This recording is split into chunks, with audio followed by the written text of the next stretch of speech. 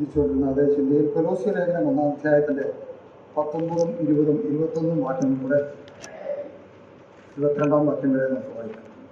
നമ്മൾ ആദ്യം കേട്ടതുപോലെ കഴിഞ്ഞ ചില മാസങ്ങൾ ഞങ്ങളും മക്കളുടെ കൂടിയായിരുന്നു. കഴിഞ്ഞ ഞായറാഴ്ച വരെ അവിടെയുള്ള സഭയിൽ കർത്താവിനെ ആരാധിക്കാൻ നോക്കും. നിങ്ങൾക്ക് അവസരം തന്നു നിങ്ങളോട് കൂടിയായിരിക്കാൻ ദൈവം തന്ന അവസരത്തിനാണ് സ്തോത്രം. കൊലോസ്യ ലേഖനം 1-ാം അധ്യായം 19 മുതൽ 22 വരെ. അവനിൽ സർവ്വസമ്പൂർണതയും വസിപ്പാനും അവൻ ക്രൂശിൽ ചൊരിഞ്ഞ രക്തം കൊണ്ട് അവൻ മുഖാന്തരം സമാധാനം ഉണ്ടാക്കി ഭൂമിയിലുള്ളതോ സ്വർഗത്തിലുള്ളതോ സകലത്തെയും അവനെ കൊണ്ട് തന്നോട് നിരപ്പിക്കുവാനും പിതാവിന് പ്രസാദം തോന്നി. മുമ്പേ ദുഷ്പ്രവൃത്തികളാൽ മനസ്സുകൊണ്ട് അകന്നവരും ശത്രുക്കളുമായിരുന്ന നിങ്ങളെ അവൻ്റെ മുമ്പിൽ വിശുദ്ധരും നിഷ്കളങ്കരും കുറ്റമില്ലാത്തവരുമായി നിർത്തേണ്ടതിന് അവനിപ്പോൾ തൻ്റെ ജഡശരീരത്തിൽ തൻ്റെ മരണത്താൽ നിരപ്പിച്ചു.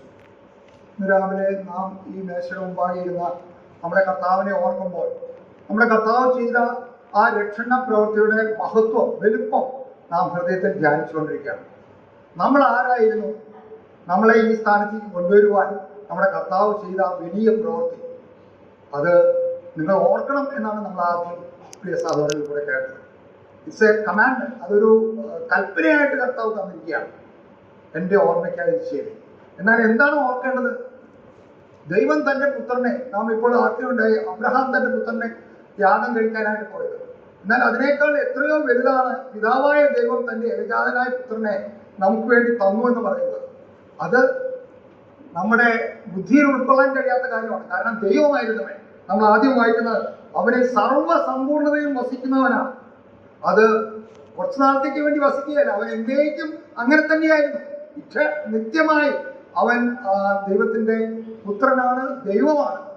സർവ്വസമ്പൂർണതയും അവനിലാണ് വസിക്കുന്നത്. അവനെ കൂടാതെ ഒന്നും ഉളവായിട്ടില്ല. ഇതിനു മുമ്പ് ഉള്ള വാക്യങ്ങളിൽ നമുക്ക് അവന്റെ സൃഷ്ടിയുടെ മഹാത്മ്യം, അവൻ സൃഷ്ടിയിൽ വഹിച്ച പങ്ക്, സൃഷ്ടാവ് എന്ന നിലയിൽ അവനാണ് ആരാണെന്നുള്ള കാര്യം നാം കാണുകയാണ്.